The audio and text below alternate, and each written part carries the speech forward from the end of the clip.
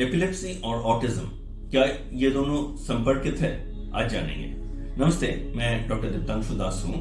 मैं एक paediatric neurologist हूँ और सालों से ऑटिज्म पे काम कर रहा हूँ। सिर्फ ऑटिज्म नहीं, एपिलेप्सी एक बहुत इंपॉर्टेंट एस्पेक्ट है जो पेरेंट्स को सोचने में मजबूर करते हैं। एपिलेप्सी और ऑटिज्म दोनों क्या है, एक एक करके समझ लेते हैं। एपिलेप्सी ब्रेन से आता है। कैसे आता है?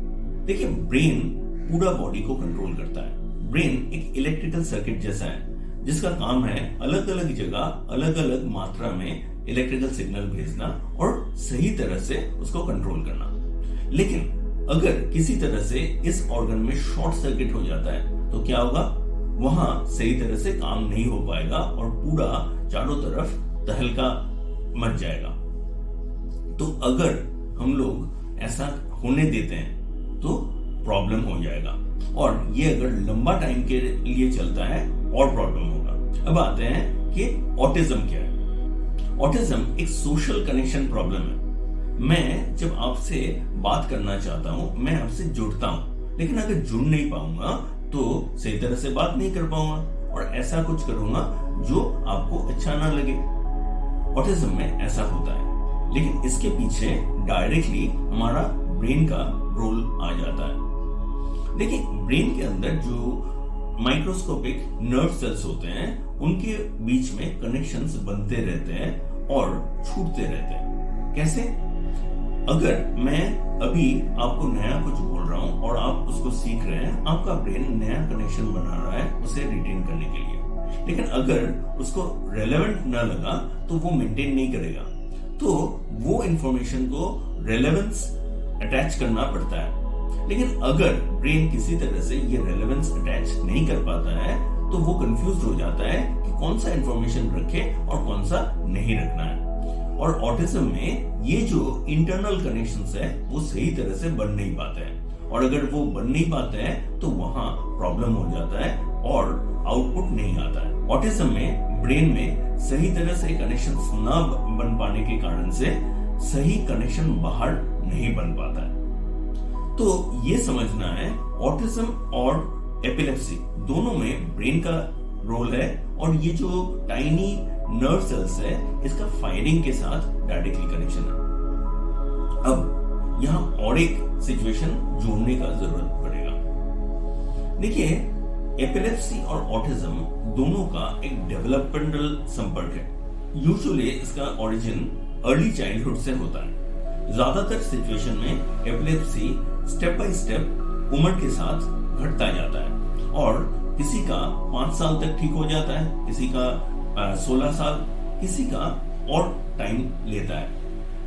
कभी कभार इसमें एक्सटर्नल इंजुरीज का भी रोल रहता है, लेकिन वो अलग बात हुआ। हम लोग फोकस करेंगे डेवलपमेंटल एस्पेक्ट। जब हम लोग ऑटिज्म के बारे में बोलते हैं वो पर्टिकुलरली डेवलपमेंटल कनेक्शन से आता है। मतलब बच्चा जब शुरुआती सालों में सीखता है, वो सीख में सही जब नहीं हो पाता है और ब्रेन सही आउटपुट नहीं दे पाता है, तब हम लोग देखते हैं कि ऑटिज्म हो रहा है। मतलब दोनों में एक डेवलपमेंटल कनेक्शन है। तो हमें दो कनेक्शंस मिले, एक है ब्रेन और उसका नॉर्मल फंक्शन, दूसरा है ब्रेन और उसका डेवलपमेंट। तो बच्चे का डेवलपमेंट, ब्रेन का डेवलपमेंट, दोनों में एक मिसिंग लिंक है जिसपे गौर करने का जरूरत पड़ेगा। अब समझना है कि एक दूसरे को कैसे अफेक्ट करता है। देखिए, एपिलेप्सी क्या है? बेसिकली एक इलेक्ट्रिकल स्टॉर्म है। जब आप कुछ रेडी करके सिस्टमेटिकली रखते हैं और एक स्टॉर्म आता है, चारों तरफ बिखर जाता है, इसको दोबारा आपको सही करके रखना पड़ेगा। तो ये समझना है कि अगर ये स्टॉर्म आ जाए, आपके लिए लर्निंग का प्रॉब्लम होगा। और एपिलेप्सी में ये प्रॉब्लम जैसे आता है, अगर बार बार आता रहा, ऑटिज्म में इसका कनेक्शन और बिगड़ेगा। क्यों? ऑलरेडी किसके साथ कनेक्शन करना है वो समझ नहीं पा रहा है। किसी हद तक वो समझ के फिर भी इसको ऑर्गेनाइज किया, उसके बाद ये एपिलेप्सी का स्टॉर्म आया और पूरा बिखर गया। तो ऑलरेडी इसका कनेक्शन फॉर्म करना डिसरप्टेड था, यहां वो और बिखर जाएगा। तो एपिलेप्सी को कंट्रोल करने का जरूरत पड़ेगा। कैसे कंट्रोल करेंगे? एपिलेप्सी के लिए अलग अलग दवाई है और अगर हम लोग वो दवाई देते हैं तो वो ग्रेजुअली सिस्टमेटिकली इंप्रूव कर जाता है। तो आपको ये समझना है कि एपिलेप्सी का ट्रीटमेंट बहुत एसेंशियल है, इरेस्पेक्टिव ऑफ वो अलग से हो या ऑटिज्म के साथ। और प्रॉपर ट्रीटमेंट के साथ यहाँ इंप्रूवमेंट भी हम लोग क्लियरली देख सकते हैं। ज्यादातर बच्चों में अगर हम लोग एपिलेप्सी का दवाई देते हैं, ये एक टाइम तक बिल्कुल ठीक हो जाता है। अब आते हैं कि एपिलेप्सी हम लोग डायग्नोस कैसे करते हैं। एपिलेप्सी हम लोग यूजुअली डायग्नोस करते हैं ईईजी से।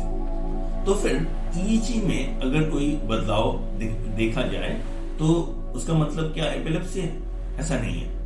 बहुत सिचुएशंस ऐसे होते हैं कि ऑटिज्म में ईईजी में प्रॉब्लम पाया जाता है, लेकिन इसको कभी दौड़ा नहीं पड़ा। कोई डॉक्टर यहाँ दवाई चालू कर देता है एपिलेप्सी के लिए, लेकिन ये सही नहीं है। क्यों? क्योंकि ऑटिज्म में ऑलरेडी ब्रेन फंक्शन अफेक्टेड है। वहां अगर हमें कुछ अंतर मिलता है, जरूरी नहीं है कि वहां दवाई देना पड़े। अगर आपको बाहर से एपिलेप्सी का सिम्टम्स नजर आए, जरूर ट्रीटमेंट करना है। लेकिन अगर आपको किसी तरह से कंफ्यूजन है, हमारी तरह जो एक्सपर्ट्स हैं उनसे संपर्क कीजिए, समझिए और सही स्टेप लीजिए। तो ये समझना है कि हम लोग अगर एपिलेप्सी में सही तरह से काम करेंगे, इंप्रूवमेंट हो सकता है। सिमिलरली ऑटिज्म में अगर हम लोग सही तरह से काम करेंगे, इंप्रूवमेंट हो सकता है। अब और एक चीज समझ लेते हैं, दोनों में कितना कॉमनैलिटी है। ऑटिज्म में देखा जाता है 30% केसेस में एपिलेप्सी है। सिमिलरली एपिलेप्सी में 30% देखा जाता है उनको ऑटिज्म है। लेकिन अगर हम लोग सिस्टमेटिकली समझते हैं, देखिए दो अलग पहलू का पार्ट्स है, दोनों डायरेक्टली रिलेटेड नहीं है, लेकिन एक दूसरे के साथ हो सकते हैं।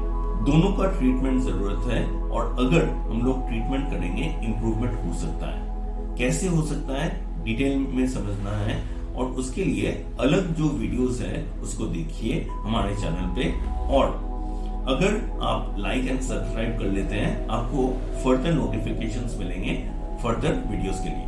तो हमारे साथ रहिए, हम आपके साथ हैं। चलिए आज के लिए इतना ही। नमस्ते।